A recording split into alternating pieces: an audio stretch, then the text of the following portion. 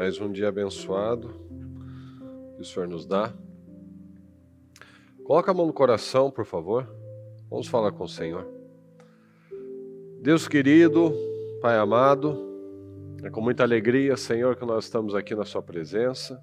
E mais essa oportunidade abençoada que o Senhor nos favorece para fazermos um pouco melhor, Senhor, do que fizemos ontem.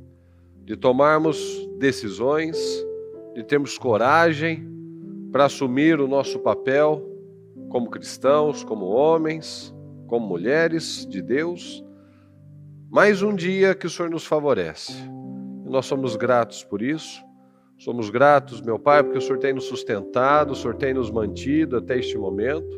O Senhor tem nos derramado da graça, do favor. O Senhor tem nos dado oportunidades maravilhosas, meu Deus, de construirmos uma grande vida no Senhor. Eu te peço, abençoa o nosso povo, Senhor querido. Abençoa, meu Pai, cada pessoa que tem feito a parte que cabe a cada um de nós, Senhor. Porque a parte que cabe ao Senhor, o Senhor nunca falhou. O Senhor nunca nos deu motivos para não confiar na sua palavra. Então eu peço, dá a visão a cada um de nós, nos dá a coragem, o espírito, a ousadia. Nos ajuda, Senhor, a ocupar territórios que nós ainda não ocupamos, territórios na nossa mente, territórios na vida. Nos ajuda a romper, Senhor, nos ajuda a olhar com os olhos da fé e não mais com os olhos carnais, naturais. Nos ajuda, Pai. Nos ajuda, porque nós sabemos que se nós dependermos da nossa competência, nós vamos ter pouquíssimos resultados. Se nós dependermos da nossa força, Senhor, nossos resultados serão bem insignificantes, porque nós já sabemos. O tempo sem o Senhor mostra isso. O tempo sem o Senhor mostra como os nossos resultados podem ser tão limitados, porque é na força do braço. Mas quando nós nos abrimos para o Senhor de verdade, o Senhor supre, o Senhor abençoa, o Senhor nos derrama de um favor tão incrível, Senhor, que é somente explicado pelo Senhor. Não há coisas que podem explicar, somente a fé. Somente a vida com e sem o Senhor mostra essa diferença, Senhor. Então eu peço, abençoa cada um de nós, Senhor, que nós venhamos a ocupar os territórios da nossa mente, que o Senhor possa nos levantar, nos exaltar, que o Senhor possa nos colocar em posições de honra, de destaque, de superação, de ocupar territórios, meu Pai, neste mundo, cargos importantes, que o Senhor possa colocar o seu povo lá, que cada um dê condições para que o Senhor possa exaltar, como o Senhor fez com tantos no passado, Senhor. O Senhor tirou aquele, o esquecido, de menos importante que as ovelhas, meu Deus, e o fez como um dos maiores reis da história. O Senhor tirou o escravo presidiário e colocou como governador de uma nação. O Senhor colocou, meu Pai, tirou aquele que era um exilado e colocou no topo, meu Pai, nos cabeças de um império. Então o Senhor faz o que o Senhor quer na vida daquele que quer. Aquele que quer te agradar, aquele que quer obedecer. Então eu peço, Senhor, nos ajuda. Nos ajuda porque nada é impossível com o Senhor, nada, Senhor. A sua palavra nos mostra isso. Então eu te peço, seja com cada um de nós, meu Pai, mas que cada um seja com o Senhor, priorizando o Senhor, fazendo a parte que cabe a cada um, em nome do Senhor Jesus, vigiando a mente, vigiando o coração. Eu peço perdão, meu Pai, juntamente com cada um que está aqui comigo. Se fizemos algo, pensamos, falamos, reagimos de uma forma errada, que tenhamos entristecido o Teu Espírito Santo, tem misericórdia de nós. Tenha misericórdia, meu Pai, porque erramos ainda, mas nós queremos acertar. Nós queremos crescer, nós queremos desenvolver um caráter, um espírito que Te agrada, Senhor. Em nome do Senhor Jesus, nos ajuda. Abençoa este dia, abençoa cada um que está aqui comigo, meu Pai, cada um que está pela transmissão, que as palavras deste altar, meu Pai, seja comigo, seja em quem vier depois na oração, nos próximos cultos, que saia vida, Senhor, porque a sua palavra é viva, E que cada um de nós, meu Pai, sejamos os instrumentos que o Senhor possa usar para levar cura, vida, revelações, libertação. Que o Senhor possa nos ajudar, meu Pai, a dia após dia nos colocarmos nessa condição de servos, de sermos usados pelo Senhor para levar as boas novas da sua palavra, do Evangelho, da vida, de como é importante, de como é bom a vida com o Senhor, porque sem o Senhor não há vida. Então eu te peço, nos usa, Pai, envia-nos para fazer mais e para fazer melhor, que nós possamos ter um espírito, um caráter, que possamos te amar como nós ainda não amamos, que possamos respeitar a sua vontade como nós ainda não respeitamos, meu Pai. Nos ajuda a fazer muito mais, porque o Senhor merece todo o nosso melhor. Em nome de Jesus. Muito obrigado, Senhor, por este momento. Te peço que o Senhor nos ajude neste dia, nessa palavra, que o Senhor nos dê um projeto Casa Firme maravilhoso, em nome de Jesus. Muito obrigado, Deus querido. Amém, amém e amém. Graças a Deus. Bom dia, pessoal. Pode sentar, por favor. Bom dia ao pessoal da transmissão. Obrigado pela companhia. Que Deus abençoe a todos vocês, viu? E hoje eu quero ler uma passagem, a maneira que esses homens agiram e a maneira que muitos acabam tendo uma postura na vida, de apenas espectadores, nunca protagonistas. Então, vamos aqui, eu só quero ler esse trechinho de Juízes, que é aquela passagem de Gideão, em que o povo vai embora, os homens vão embora, porque a gente já sabe a história, né? Mas eu quero me pegar nesse contexto aqui, ó. Juízes 7. Ao raiar do dia, Jerubaal, isto é, Gideão, e todos os homens que formavam o seu exército, acamparam perto da fonte de Harod. O acampamento dos midianitas ficava no vale, no lado norte, próximo ao monte Moré. Então Yahvé ordenou a Gideão: o povo que está contigo é numeroso demais para que eu entregue Midian em suas mãos, a fim de que Israel não caia na soberba e venha orgulhar-se em detrimento à minha pessoa, alardeando que sua própria força o livrou. Então eles tinham lá a quantidade razoável, porém pequena, perto do exército inimigo, mas o Senhor falou, ainda tem demais, porque esse povo ainda vai cair no orgulho de achar que foram eles que tiveram essa força. Agora, pois, proclama aos ouvidos de todo o povo. Fala comigo. Quem estiver tremendo de medo, volte e observe do monte Gileade. Então 22.000 homens decidiram partir e ficaram apenas 10.000. Então, olha só. Quem estiver tremendo de medo, volte e observe do monte Gileade. Com uma simples pergunta, 22.000 homens voltaram e ficaram no monte. Muitos têm agido assim. Muitos têm, imagina só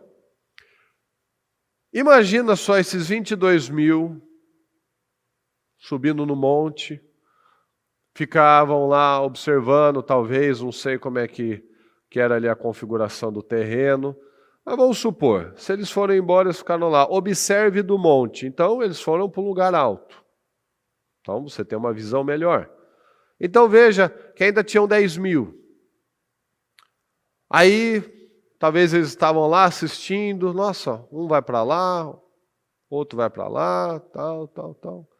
No final sobraram 300. Fala assim, aqueles 300 lá, eles vão voltar aqui para o nosso lado também. Que aqueles 9.700, agora aquele vai ser o exército, né? Aí ele vê todo mundo voltando também. Assim, 300, o que está acontecendo ali? E foram aqueles que foram para a batalha. E certamente muitos desses daqui no orgulho falam assim, vixe, Gideão está maluco. Gideão está indo para a guerra com 300, onde já se viu, porque Deus já sabia, se for com 32 mil, vocês vão falar que vocês são muito bons. Estavam lá se escondendo, né, com medo, e agora vocês que são bons. Agora que vocês são fortes, bem treinados. E foi com aqueles 300. Mas uma coisa é aqueles 300, aqueles 9.700 serem tirados. Vocês não foram escolhidos. Outra coisa é eu me tirar. Eles se excluíram de qualquer chance de serem abençoados. Eles se excluíram de qualquer chance de participarem de um momento histórico na vida deles, daquela nação. Então, muitas vezes, nós vemos as pessoas desse jeito. Ela mesma se afasta. Ela mesma decide desistir. Ela mesma decide tomar uma postura da autopreservação. Por conta do medo. Fica lá observando a vitória dos outros. Pelo medo, 22 mil voltaram e ficaram olhando no monte. Quem resolve ficar sentado olhando no monte é aquela pessoa que não quer sair da sua zona de conforto. E a gente sabe, a zona de conforto, ela também é a mesma zona da frustração e da vergonha. Fala comigo, pessoal. A zona de conforto é a mesma zona da frustração e da vergonha. Então analisa isso. Analisa. Às vezes a gente fala algumas coisas e não analisa. Quantas vezes será que nós nos omitimos de algumas decisões porque isso era desconfortável e depois a gente ficou olhando, puxa vida, né? Se eu tivesse feito aquilo, eu já estava lá na frente, mas eu estou aqui no mesmo lugar ainda. Mas eu não quis me prejudicar, entre aspas, eu não quis mexer com as minhas situações, com as minhas circunstâncias naquele momento, e eu continuo vivendo a mesma coisa. Eu continuo no mesmo estágio, eu continuo com os mesmos resultados, eu continuo com as mesmas coisas. Então, o que me adiantou aquilo? Porque veja, numa sociedade em que o homem que ia para o exército e a família, a esposa, a mãe, estava lá esperando, ansiosa para que seu filho voltasse da guerra, muito mais era a vergonha daquele que fugiu da guerra. Uma coisa é aquele que foi, você não foi escolhido. É pai, é mãe, é esposa, é filhos. Papai está aqui porque, não fui escolhido, infelizmente. Mas é aqueles que voltaram. Por que você está aqui de volta? Acabou a guerra? Eu não sei. O Gideão está lá com uma turma, lá com um punhado de gente. Mas por que você está aqui? Porque, não tem como a gente ganhar essa guerra. Não, mas o que aconteceu? Eu voltei. Como assim você voltou? Então veja a situação. Será que aquelas pessoas, eu tenho certeza, aqueles homens, certamente eles morreram, eles terminaram os dias da vida deles extremamente envergonhados e frustrados, porque eles fugiram. E não se aceita em nenhum lugar, em nenhum exército, em nenhum tempo, tanto que é crime no exército a deserção. Não se aceita fugir. Não se tolera alguém que foge. E 22 mil fugiram. E era o que tinha 32 mil. E 22 mil fugiram. 2/3 fugiu. Então veja que não era um exército de 1 milhão de homens. Não. Aquele grupo, aquele povo de Israel naquele tempo, 2/3 daqueles homens não tinham mais moral. Não tinha mais moral. Ficaram para sempre. Meu pai é um fujão. Meu filho é um fujão.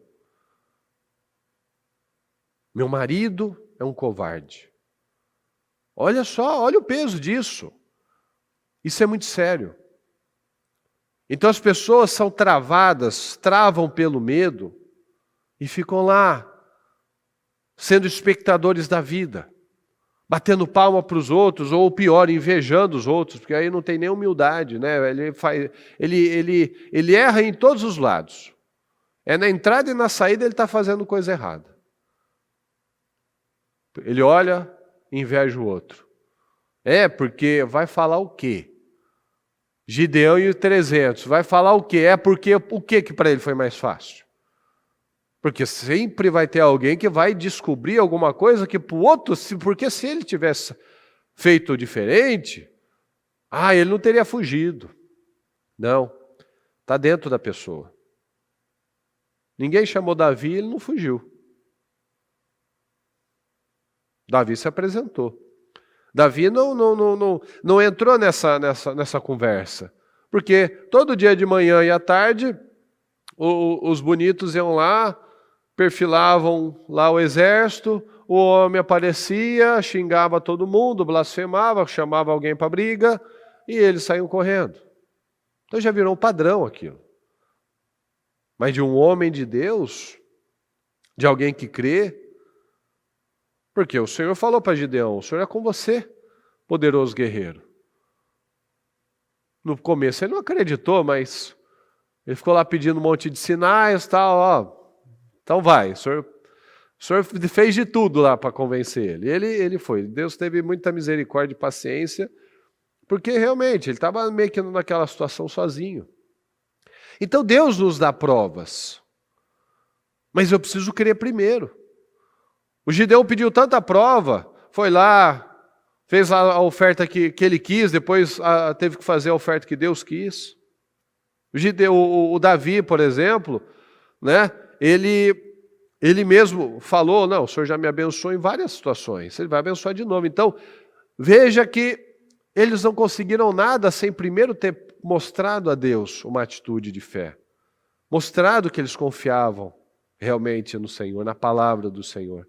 Então muitos acabam ficando nessa condição dos espectadores, eles ficam lá no monte, só olhando, o que está acontecendo? Os espectadores da vida, os que olham os outros vencerem. Mas a vitória é para todos nós. O povo era o povo de Israel, era o povo só, era o povo de Deus. Mas só aqueles 300 voltaram com o testemunho de como Deus havia sido bom para aquela nação. Como Deus tinha feito um milagre estrondoso. Mas não era para ser tudo isso, porque o povo era orgulhoso. E, ok. Então que eu fosse tirado. Mas não que eu fugisse. Tem muita diferença. Daqueles que voltaram, não passei na seleção do Gideão. Né, que na verdade era de Deus. Daquele que fugiu. Então o medo priva as pessoas de muita coisa boa, mas também abre para elas muita coisa ruim. Então quem fica na zona de conforto, quem cede para o medo, ele não fica no 0 a 0, ele fica na dívida, ele fica no prejuízo, porque ele pode não ir para o lado, mas ele cai muito para o outro. Ele deixa de crescer no trabalho porque ele tem medo, ele deixa de se desenvolver na vida porque ele tem medo de dar errado, de não dar certo, de não ser reconhecido. Então ele perde muitas chances na vida simplesmente porque ele já espera o pior. Ele não acredita na palavra. Esse é o problema da maioria. Ele diz que crê, mas as obras mostram que ele é um incrédulo, que ele ainda tem medo. Então olha só, aqui em Êxodo 14.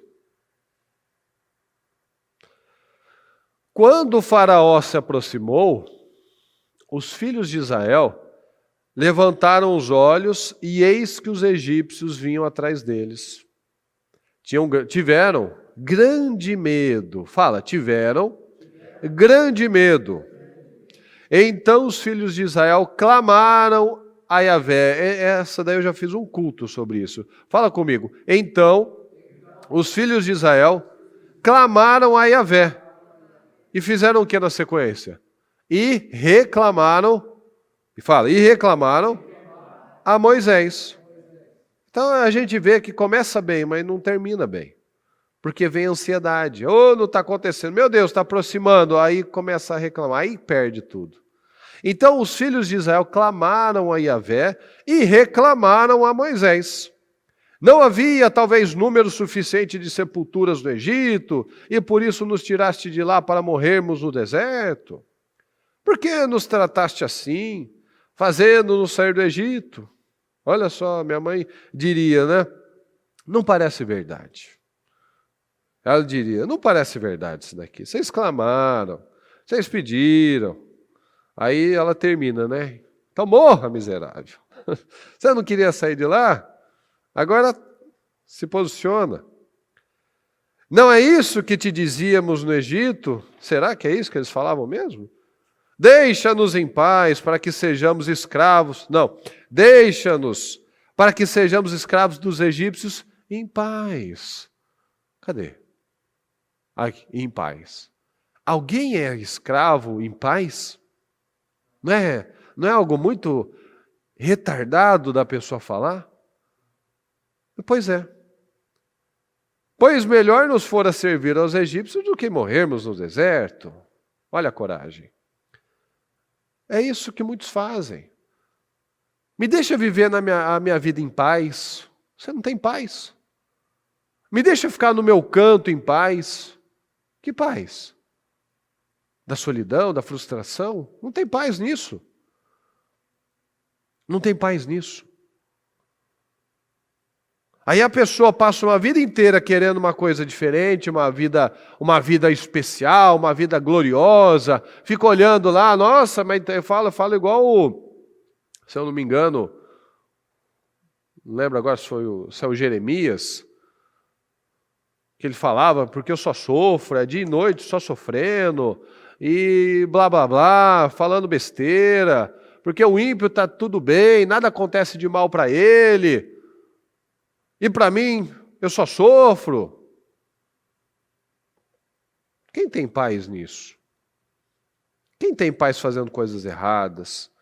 Porque o cara lá está ganhando dinheiro, tal, está fazendo isso, fazendo aquilo, tal. Você acha que ele tem paz mesmo sem Deus? Não tem nada. A gente fica olhando essas notícias aí, essas aberrações que a gente está vivendo no país ultimamente. A gente olha para a cara daqueles sujeitos lá, é impossível. Você olha na cara dele e vê que ele não tem paz, que é alguma coisa, ou está sendo chantageado, ou o que está acontecendo ali. Está na mão de alguém, porque assim, a coragem, entre aspas, para se meter num buraco tão profundo, não é de uma pessoa normal. Com certeza não é. Um ímpio não teria coragem de fazer aquilo. Um ímpio com uma vida íntegra, limpa, sem rabo preso com ninguém, não teria coragem, não tem, porque não faz sentido. Os buracos que a pessoa vai cavando, o legado que ele vai deixando para os descendentes, o nome dele se torna um motivo de repulsa. Não é normal. Não é normal. Então não dá para ter paz sem ter uma vida correta com o Senhor. Não dá. A gente não falou para você, Moisés? A gente não falou para você nos deixar em paz? Puxa vida, tinha 3 milhões de pessoas lá, Moisés obrigou todo mundo a sair? Ou saíram porque estava muito bom, porque viram as pragas atingindo os egípcios, eles meio que se vingando dos egípcios, saíram cheios de ouro do Egito. Nossa, mas Moisés, você obrigou todo mundo, um senhorzinho de 80 e tantos anos, obrigou todo mundo a sair do Egito assim, quase à força. Puxa, a gente falou, Moisés, deixa a gente em paz. Porque é melhor viver uma vida desgraçada do que ser livre. É isso que eles falaram. É melhor, porque não tem desafio. É muito melhor porque eu fico na minha zona de conforto. É muito melhor eu servir aos egípcios do que morrer no deserto lutando, livre. Mas quem falou de morte? Ninguém falou de morte. Por que vocês estão falando de morte? Então Moisés encorajou o seu povo dizendo: não temais, permanecei firmes e vereis o que Yahvé fará hoje mesmo. Olha a diferença de alguém que crê no Senhor de verdade. Olha a postura. Veja, eu já falei isso algumas vezes. A postura de quem confia em Deus é totalmente diferente. A gente vê Jesus com uma postura, os discípulos desesperados. A gente vê o exército de Israel aflito e Davi calmo. Nós vemos aqui o povo falando besteira e Moisés firme, tranquilo. Olha a diferença. É totalmente da água para o vinho. A diferença de uma pessoa que tem Deus na vida dele. Ele passa pelo... Moisés não estava na mesma situação que os israelitas? Sim ou não? Estava lá. Os egípcios estavam chegando para todos. Mas a postura dele é totalmente diferente. Porque o coração e o caráter e a mente e a fé dele também eram totalmente diferentes. O Moisés também, ele refugou, ele não queria isso. Mas ele foi. Ele fez. E ele nunca retrocedeu. Aqui toda hora os egípcios falavam em retroceder. Então essa é a vida de uma pessoa que não crê, ela é covarde. A pessoa que não confia no Senhor de verdade, ela é covarde. Porque eles clamaram, pediram que o Senhor libertasse, o Senhor libertou, levantou Moisés. O Senhor deu tantas provas, como deu para Gideão, deu tantas provas, mandou as pragas, nada atingia o povo de Deus, mas acabou com o Egito. Aí sai e começa a falar de morte de novo. Depois que passa o mar, sai tocando tamborim, todo mundo feliz, fazendo cânticos e tal. Primeira hora que começava a dar sede, começava a desanimar de novo. Então assim, essa é a vida de uma pessoa que não confia no Senhor. Ela está sempre falando besteira, ela está sempre falando em parar, ela está sempre falando em desistir. É sempre aquela pessoa, presta atenção, é aquele tipo de gente que toda vez que ela é confrontada, ela fala de ir embora, ela fala de separação, ela fala de sair desse emprego. Essa é a vida do derrotado. Ela não vai sair do lugar nunca. Porque cada hora ela volta. Vamos pedir a separação. Não, porque eu vou mudar daqui. Não, porque eu vou sair daqui. Só foge. Chega a ser irritante. Chega a ser irritante porque muitos desses podia cumprir, né? Eu podia ir embora mesmo, podia parar de encher o saco das pessoas. Mas não, ele só fala, enche o saco, volta, ofende, relembra do passado e não toma atitude. Até para tomar atitude negativa, falta coragem. Então, é muito sério que a gente venha analisar essas situações. O Gideão chamou o povo com uma pergunta: quem tiver tremendo de medo, fica ali no monte observando. Ficaram ali, tudo ali assistindo. Aí o Moisés aqui, nessa boa vontade dele, não fica com medo, fica firme, e vocês verão o que o Senhor fará hoje para nos salvar. Mas não, vamos matar Moisés, vamos levantar um líder para voltar para a escravidão. É coisa idiota demais. É melhor a gente servir como escravos dos egípcios em paz. É melhor a gente passar necessidade em paz. É melhor a gente ter uma vida desgraçada em paz. Quem tem paz nisso? Ninguém tem paz na escravidão, na miséria, com um casamento terrível, com filhos terríveis, com um trabalho que não tem resultado. Acorda cedo, dorme tarde, não chega a resultado nenhum. Quem tem paz nisso? Com filho problemático, mulher, o marido difícil, quem tem paz? Não vou lutar, deixa eu aqui ficar em paz. Que em paz? Você não tem paz. Sua casa não tem paz, sua mente não tem paz, você não dorme direito, você não come direito. Não tem paz, não dá para ter uma vida de paz sem ter coragem, sem ter uma vida com o Senhor. Cadê? Porque os egípcios que vedes neste momento, nunca mais os tornareis a ver. Olha a diferença da cabeça. Yahvé combaterá por vós.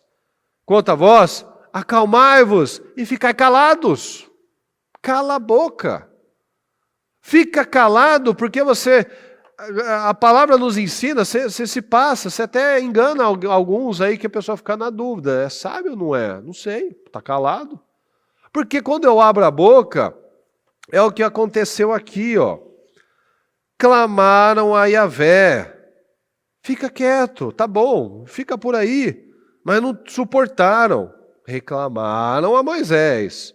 E Moisés não resolve. Moisés não resolve. Moisés não tinha espada. Moisés não era guerreiro. Moisés não tem como resolver uma situação daquela. Somente Deus. Mas Moisés sabia. E eu não sei. Mas Deus sabe. Eu não consigo resolver isso, mas Deus sabe. Esses egípcios vocês nunca mais vão ver.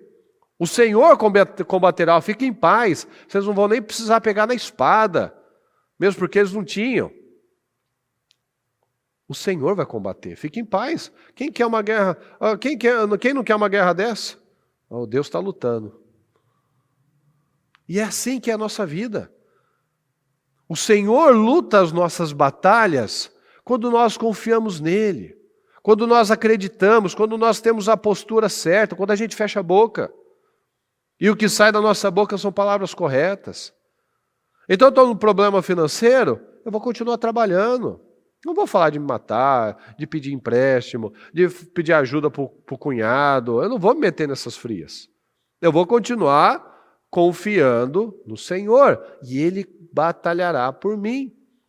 Ah, meu marido, minha esposa, está tudo difícil. Você está fazendo a sua parte? Você está orando?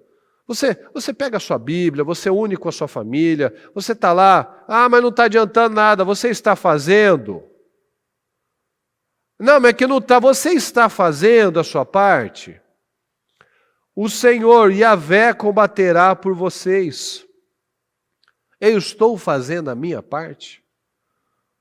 Eu estou lá no campo de batalha. Eu estou lá na batalha. E o Senhor vai me dar a vitória? Ou não, eu já voltei. Eu já estou ali no monte só observando. Eu estou só olhando. O que Deus vai fazer? Deus não vai fazer nada por você. Você não fez a sua parte. Você está ali no monte só olhando. É aquele tipo de crente religioso que fala, se Deus quiser isso vai acontecer. Deus quer, mas Ele não vai fazer. Porque Ele espera um povo maduro. Não um povo que toda hora sai se descabelando. Nos deixa ser escravos em paz. É coisa insana que as pessoas falam. Mas não dá para condenar eles, porque todos nós já tivemos a nossa insanidade. De falar as nossas besteiras, de duvidar que Deus não estava vendo, não estava fazendo, mas eu estava lá fazendo a minha parte. Porque é isso, vamos voltar para o escravo e ser escravos em paz. Vamos ficar na nossa zona de conforto. E eu falei agora no começo, a zona de conforto é a zona do fracasso, da frustração. Porque esse lugar quentinho, esse lugar, entre aspas, seguro. O Monte Gileade era um lugar seguro, sim ou não? Sim ou não? Sim. Estar com os egípcios, entre aspas, era um lugar seguro? Sim ou não? Sim. O lugar seguro, o lugar quentinho, o lugar da zona de conforto, também é o lugar onde moram os fracassados. Porque os fracassados estavam no lugar seguro, no lugar quentinho, no lugar que eu não tinha que enfrentar, não tinha perigo de morrer. Mas iam passar a vida inteira se escondendo, porque toda a plantação que tinha os midianitas destruíam. Tinha que se esconder. Tem que se esconder em caverna. Porque é um lugar quentinho, né? Vamos ficar aqui quietinho, vamos ficar aqui no nosso canto. Lugar do fracasso. Quem quer uma vida assim? Quem quer uma vida assim, do lugar quentinho? Que por coincidência também é o lugar do fracasso. O lugar da falta de sonhos. O Ló morreu na caverna, no lugar quentinho. Mas olha o fracasso dele. Já Abraão estava lá, no tempo, na guerra, na luta, percorrendo a terra, levantando altares, levando o seu povo lá, seus servos lá para a batalha, para resgatar o Ló. Ele estava na vida, estava fazendo o que tinha que fazer. Que vida que a gente quer? Ah, é difícil? É difícil, mas o que é fácil? Servir os egípcios em paz é fácil?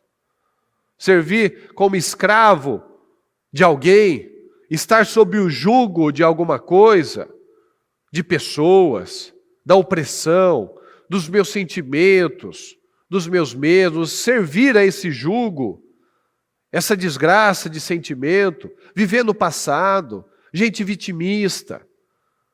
O vitimismo é uma das coisas mais terríveis que existe. A pessoa não bota força para nada, mas ela quer que todo mundo faça alguma coisa por ela. Esse é o pior lugar para se estar. O povo de Israel era um povo vitimista. Toda hora, porque estava com sede, estava com fome, estava com calor, estava com frio, estava sempre com algum problema. Muitas pessoas têm esse mal. Ele só sabe reclamar, ele quer que todo mundo faça alguma coisa. É igual técnico de futebol. Todo mundo tem uma ótima seleção para botar lá. Toda pessoa tem um ótimo grupo para colocar lá. Mas não é você que está lá. Se você fosse competente, você estaria lá. Não é você. Então respeita quem está lá. Teoricamente, quem está lá tem um pouquinho mais de noção do que você. Então, se você quer, cresça, se desenvolva e esteja lá. Porque todo mundo tem uma opinião sobre tudo. Pode ser no futebol, pode ser na política. Tem gente que só sabe encher o saco. Só sabe reclamar. Só sabe botar defeito. Só sabe olhar o lado ruim das coisas. Por quê? Porque são pessoas pequenas por dentro. Não sabem reconhecer nada. Sempre para o outro é mais fácil. Sempre ele faria diferente, então faça de melhor. É isso que a gente precisa entender. Nós precisamos de homens e de mulheres que fazem diferença. Para ser mais um dos 22, não precisa, já tem mais do que o suficiente. Mas precisa de mais gente como Gideão, como Moisés, como Abraão, como Davi, como José. Precisa desses, como Paulo, como Pedro. Precisa de mais gente assim. De Judas, não precisa, tá bom, já tem muito traidor por aí. De Saul, não precisa também. De líder fraco, de gente que se acovarda por tudo, não precisa, já tem mais do que suficiente. Então, para ser alguma coisa diferente, a gente precisa também fazer alguma coisa diferente. Então, se eu quero ficar aqui no Monte Gileade observando, ok, mas não fica falando depois que Gideão podia ter feito melhor.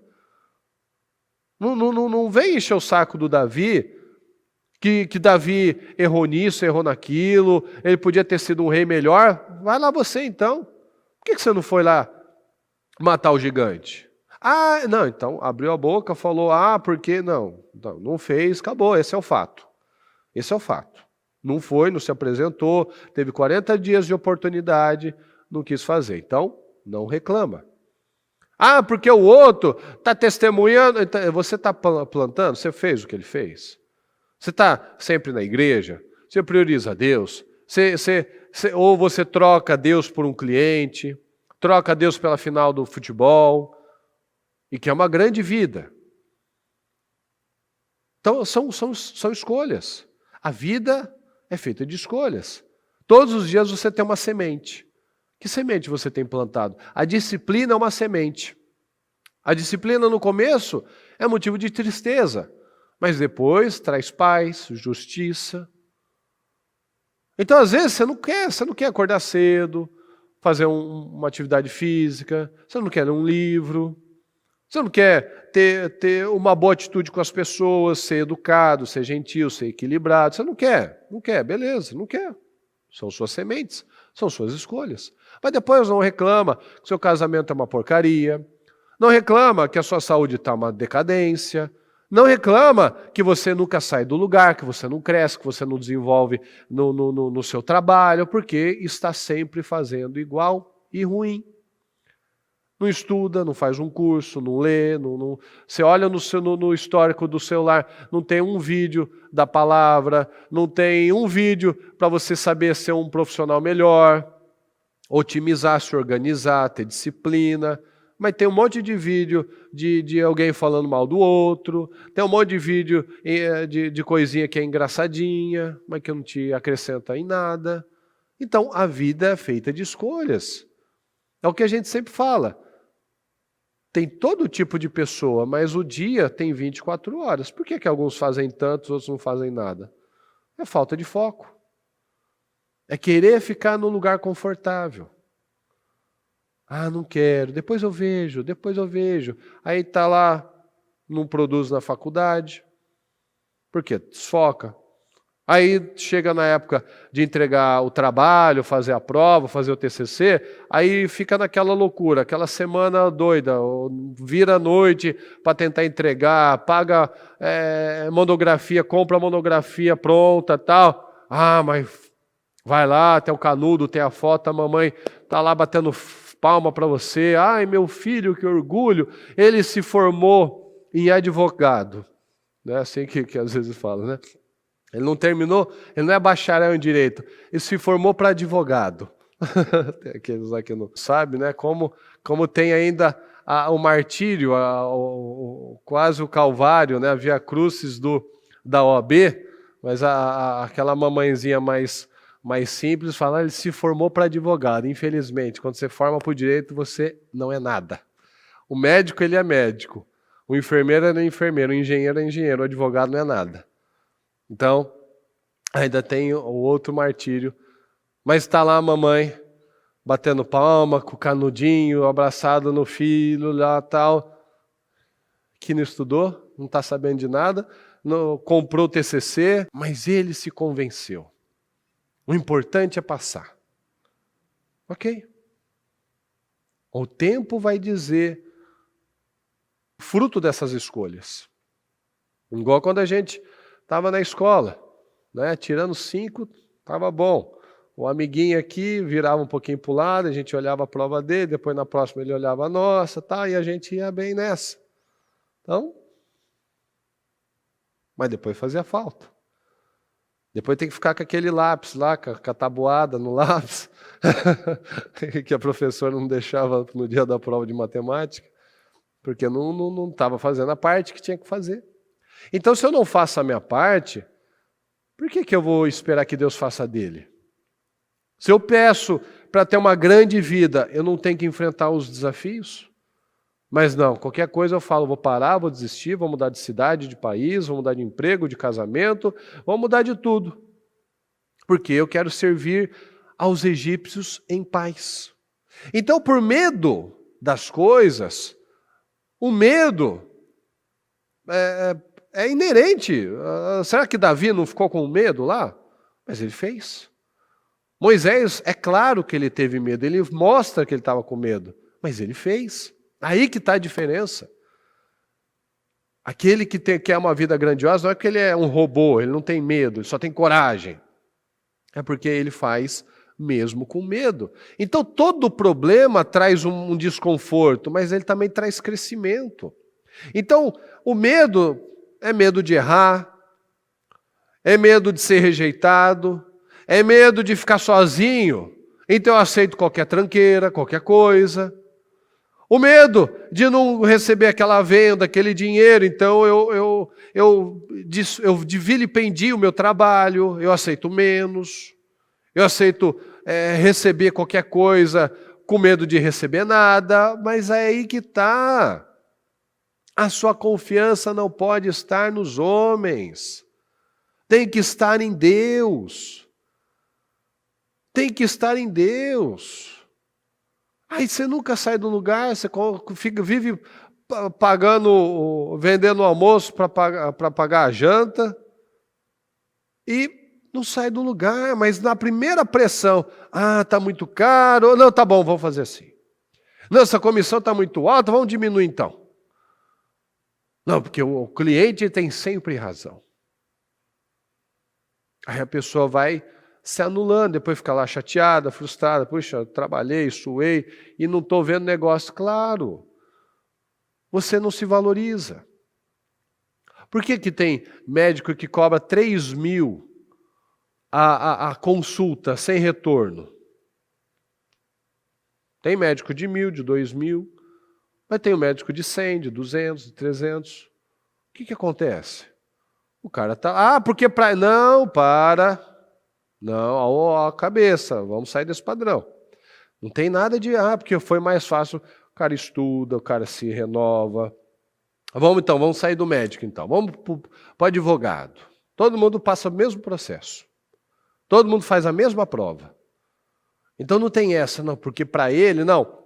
O vademécum, aquela Bíblia do direito, que tem essa grossura, está à disposição de todos. O cara estuda, o outro não estuda. Um se atualiza, o outro não atualiza. Aí o advogado, a gente fala do médico, mas tem advogado, é muito melhor quando o cara é empenhado mesmo, que o cara fala, não, porque eu queria ser juiz, ganhar tantos mil por mês, não sei nem quanto está hoje. Não, porque o advogado ganha milhões. Tem advogado que ganha milhões. Mas não foi de graça. Não é de graça. Ele tem um processo. Aí tem aquele lá que nunca sai do lugar. E tem aquele que ganha milhões. Como assim? Que diferença tão gigantesca é essa? Alguém tem que fazer mais.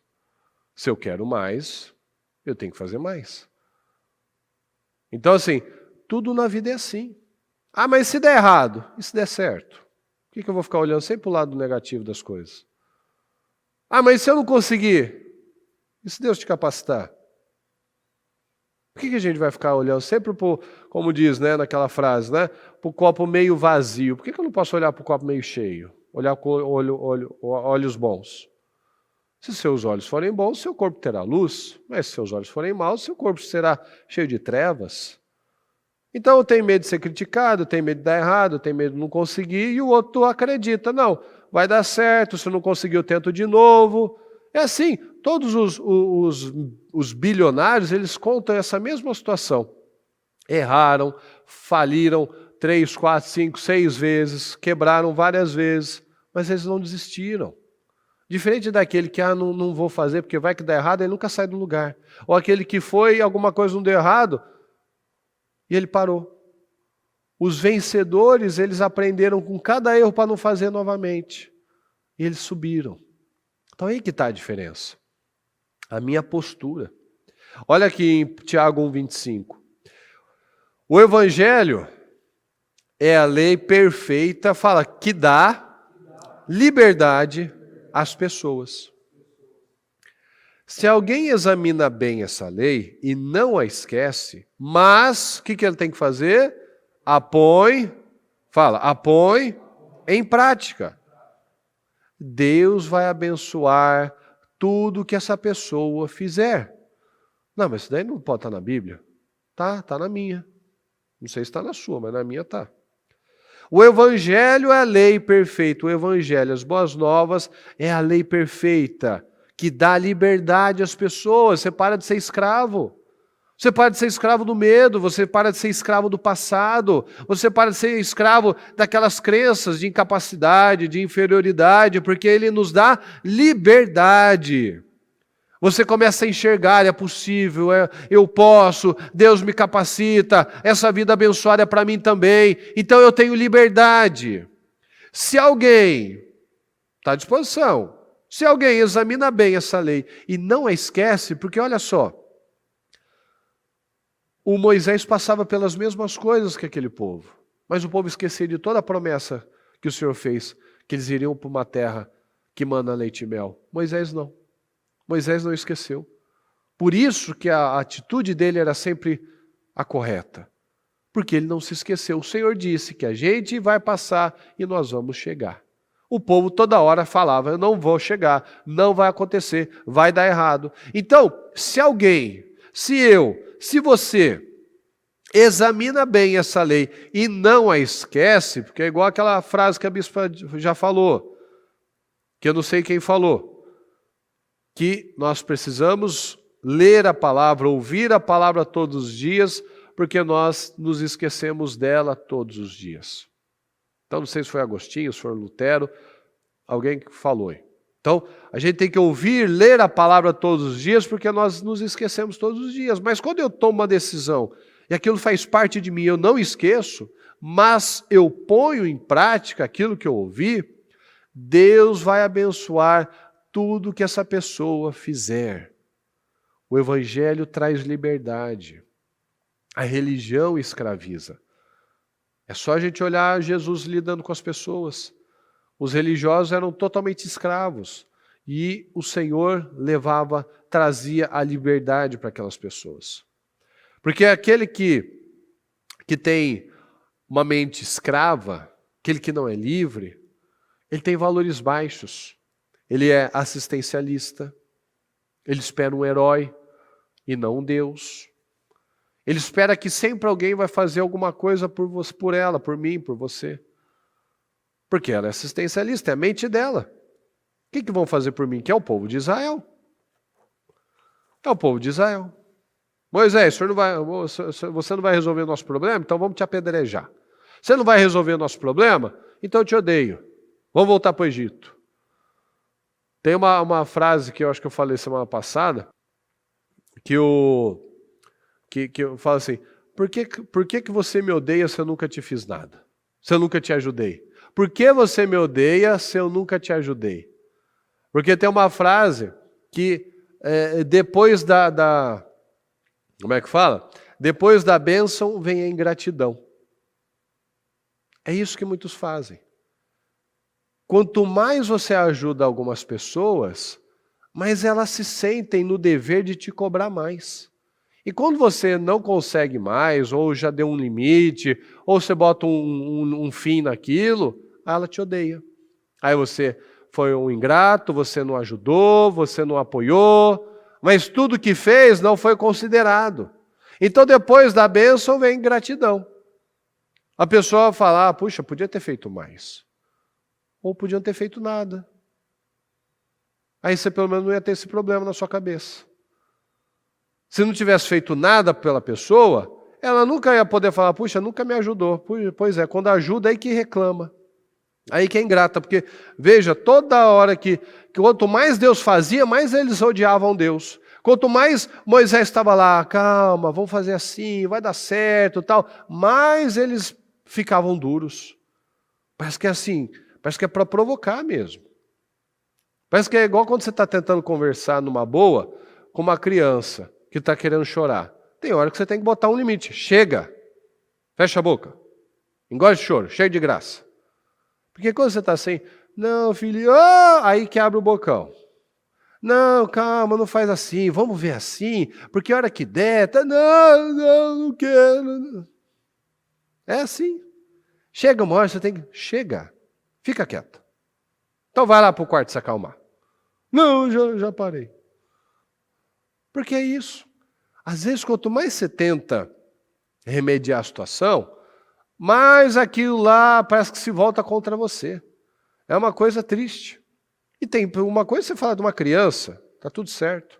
Outra coisa é daquele parente, daquela pessoa que você já ajudou, já falou, tal, mas ela não quer andar com as próprias pernas, ela não quer seguir.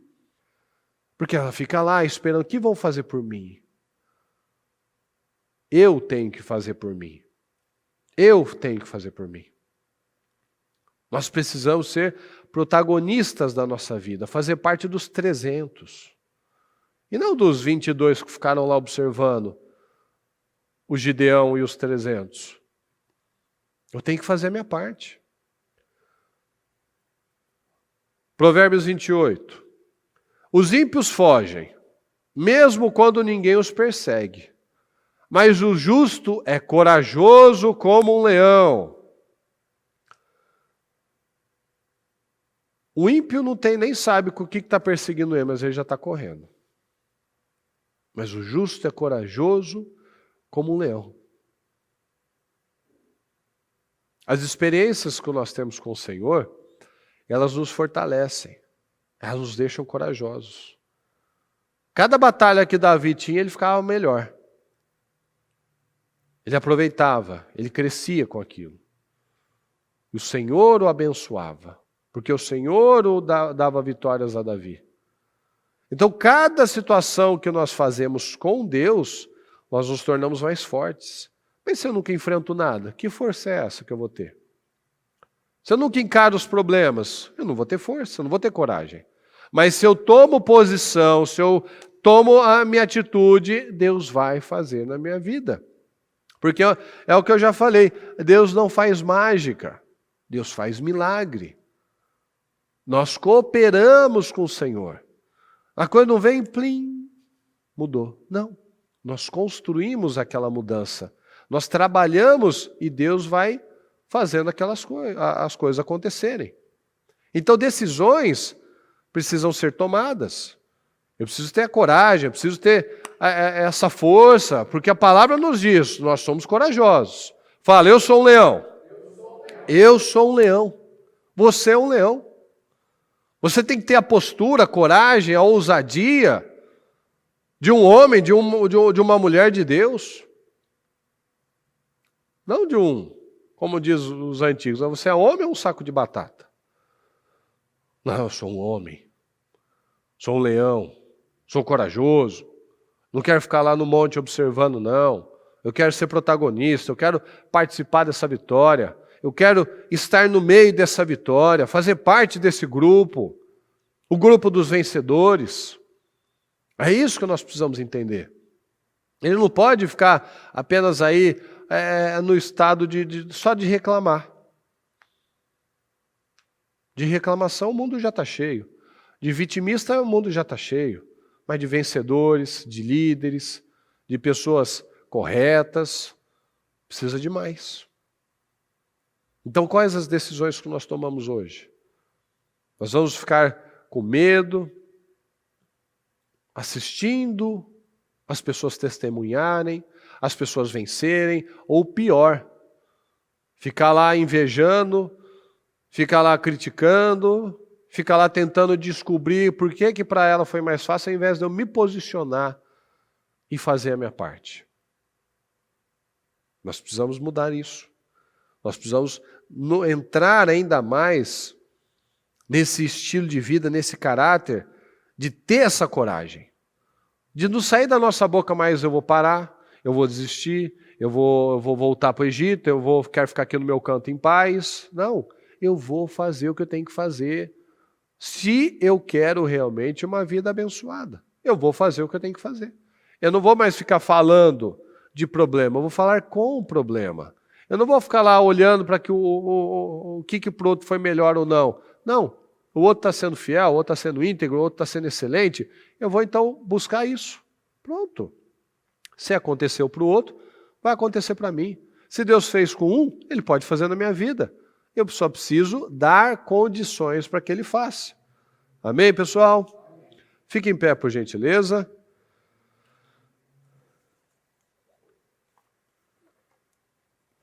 Coloca a mão no seu coração. Vamos falar com Deus neste momento. O que nós temos que romper? O que o medo ainda te trava? Como é que você se sente ainda em algumas situações? Será que você ainda fica como esses que foram para o monte que estavam apenas observando, você pode escolher isso. Mas como é que será que esses homens se sentiram para o resto da vida deles? Será que vale a pena? Será que vale a pena? Numa pergunta, eles nem brigaram, já viraram as costas, já fugiram. Será que muitas vezes você não faz assim? Não precisa nem fazer força, você, opa, você já parou, já tirou a mão, já abandonou, já desistiu.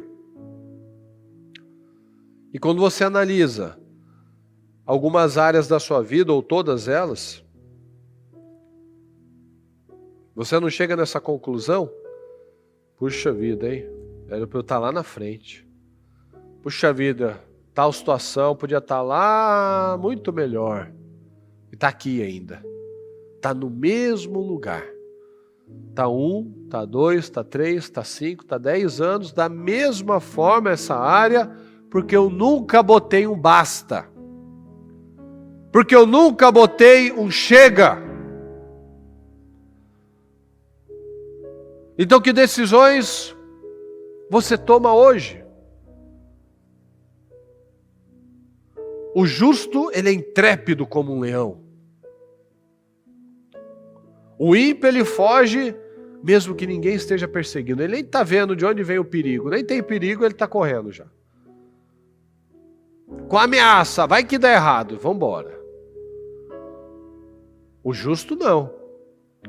O justo, ele mantém sua posição e avança. Ele não corre, ele não olha para trás, ele olha para frente. Ele olha para frente. Ele não tem a opção, uma vida sem opções. Ele não tem a opção de desistir, só de lutar. Porque um guerreiro, um soldado é assim, ele não tem a opção de desistir. Porque é crime. A vergonha, a humilhação, o cara que desistiu, o cara que abandonou os amigos, os companheiros, a traição, não tem essa opção. É até a morte. Mas aqui no povo de Israel ninguém estava falando de morte. Deus não falou? Deus falou, vocês vão para a terra que vai ser de vocês. Então o Senhor está falando, vai para o seu sonho, olha para o seu sonho, persiga o seu objetivo. Ninguém está falando de morrer, de ser derrotado, de fracassar. Não deixe o diabo te convencer disso. Deus falou que você vai ter uma vida abençoada, uma vida feliz, um casamento restaurado, uma vida profissional abençoada. Para de falar de derrota, de morte, de fracasso, de desistência. Ninguém está falando disso, só você. Só o diabo. Deus não falou isso. A palavra não disse isso. Fica com a palavra. Fica com a palavra. Fica com a palavra. Não fica no Monte Gileade observando a vitória dos outros. Não fica lá batendo palminha. Parabéns, fulano. Você é o cara. Não. Seja você também o que está lá no pódio. O que está lá entre os primeiros. Entre aqueles que não desistiram. Entre aqueles vencedores. Esteja lá. Coloque-se lá. É para você também. É para você também. Então, que decisões você toma agora? De chega de medo. De não dar mais oportunidade para a voz do medo. De não falar mais, meu Deus, eu não consigo. Tira isso da sua boca. Mas se der errado, tira isso da sua boca. Se reeduca. Reaprende a falar direito. Para de falar desse jeito. Não existe fé sem risco. Não existe uma fé sem passar por um teste. A sua fé provada, ela é desenvolvida através do teste. Porque esse teste como diz na palavra, produz perseverança. Ou seja, você é desenvolvido, você se torna resiliente através da palavra, desses testes, desses desafios. A fé é aprovada e produz perseverança. É assim que nós ficamos mais fortes, resilientes. Então tome essa decisão de não ser mais dominado, conduzido, guiado pelo medo, mas guiado pela palavra. Guiado porque Deus falou que você vai chegar lá. O diabo que está falando que não vai. Que é melhor voltar, melhor ficar lá no lugar quentinho, no lugar seguro, mas que também é o lugar dos fracassados. O lugar quentinho e seguro também, por coincidência, é o lugar dos fracassados. Então não esteja lá. Não é para você. O Senhor disse que o justo é intrépido como um leão. Ele não disse que o justo é intrépido como a gazela, mas como o leão. Então assuma a sua posição de leão. O leão, ele olha firme, ele tem um olhar profundo, penetrante. Mas tem animal que não tem expressão no olhar. Você olha para a cara de uma vaca, não tem expressão. Mas você olha para o olhar de um leão, de um tigre, de uma onça, é aquele olhar profundo, firme, fixo. Esse é o olhar do vencedor. Esse é o olhar da águia. Aquele olhar firme. Aquele olhar de autoridade, de coragem. Esse é o seu olhar. Esse é o seu olhar. Saia daqui diferente. Tome essa decisão. Tome essa decisão de crer na palavra que você recebe. De crer que é para você também. Se estiver com medo, faça com medo mesmo. Faz com medo mesmo. Não tenha medo. Meu Deus querido, nós estamos aqui, Senhor, porque nós cremos na sua palavra. Essa palavra, Senhor, ela veio para nos chacoalhar. Ela veio para nos levantar de uma forma gloriosa. Que cada um aqui, Senhor, creia profundamente que o Senhor está falando com cada um de nós. Vamos ser testados, vamos ter situações de medo, mas isso não importa. Porque nós sabemos que as vitórias vêm quando nós vencemos essas batalhas. E a maior batalha é a nossa interna, de acreditar que o Senhor é por nós, de acreditar que o Senhor não mente. Nós falamos que o Senhor não mente, mas muitas vezes nós achamos, o nosso comportamento revela a nossa incredulidade. Revela que na verdade nós achamos que Deus pode nos enganar, nos deixar na mão. Isso é reflexo do que nós acreditamos de nós mesmos. Mas nós tomamos uma decisão neste dia, Senhor. Nós tomamos uma decisão de confiar no Senhor de verdade. Nós tomamos uma decisão de não sermos mais espectadores da vida, de não ficarmos mais no Monte Gileade só observando a vitória dos outros. Não, Senhor, nós não aceitamos mais isso. Nós cremos e confiamos na sua palavra. Nós precisamos do Senhor, meu Pai, nós tomamos essa decisão. Nós ficamos, meu Pai, com a palavra de Moisés.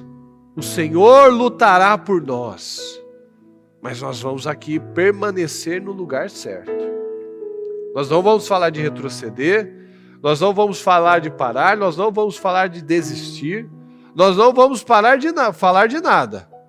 Nós vamos permanecer firmes na nossa posição, porque o Senhor lutará as nossas batalhas, mas também nós não podemos arredar o nosso pé. O Senhor vai dar a vitória, mas eu tenho que fazer a minha parte. Eu tenho que fazer mesmo com medo, mesmo achando que eu não tenho uma capacidade, mas o Senhor me dará a capacidade. O Senhor me dará a força, o Senhor me dará as oportunidades para ser testado e aprovado. Eu peço, Senhor, que cada um aqui, cada um que estiver ouvindo esse culto, ouvindo essa mensagem, que saia de uma forma muito mais poderosa, muito mais corajosa, reeducado, sem palavras negativas, sem atitudes imaturas, sem atitudes de desistência, sem palavras erradas. Que tenhamos aqui homens e mulheres fortes e corajosos que creem na sua palavra e sabem: o Senhor nunca abandonou e nunca vai me abandonar. O Senhor lutará as minhas batalhas, mas eu estou lá, com a minha arma, com o meu escudo, no fronte de batalha, esperando que o Senhor faça um milagre, mas eu estou aqui. Eu estou aqui me posicionando. Eu não vou voltar, eu não vou olhar para trás, eu não vou voltar para o monte, eu vou ficar aqui. E é isso que eu peço, Senhor. Que cada um saia com esse espírito. Que nós não venhamos fazer deste culto mais um culto, dessa palavra mais uma palavra. Que a gente sai e já se esquece novamente. Como aquele que ouve a palavra e não pratica, é semelhante àquele que olha a sua imagem, vira as costas e não se lembra mais. Que nós não sejamos esses que olham e se esquecem da própria imagem. Pelo contrário, Senhor, que nós venhamos a viver cada dia com um pouco mais de atitude, um pouco mais de coragem, um pouco mais de disciplina, um pouco mais de vitórias na nossa vida, em nome do Senhor Jesus. É isso que o Senhor espera de nós. Um povo consistente, um povo continuista, um povo que avança cada vez mais, em nome do Senhor Jesus. Muito obrigado, Senhor. Eu peço a tua bênção, eu peço que o Senhor fale profundamente na vida, no coração de cada um, que tenhamos vitórias, testemunhos, pessoas crescendo, casamentos restaurados, filhos abençoados, sucesso na vida, abundância na vida, porque tudo isso vem através da fé, através da obediência, através da perseverança que nós temos recebido todos os dias na sua palavra. Muito obrigado, meu Deus, nós te agradecemos. Amém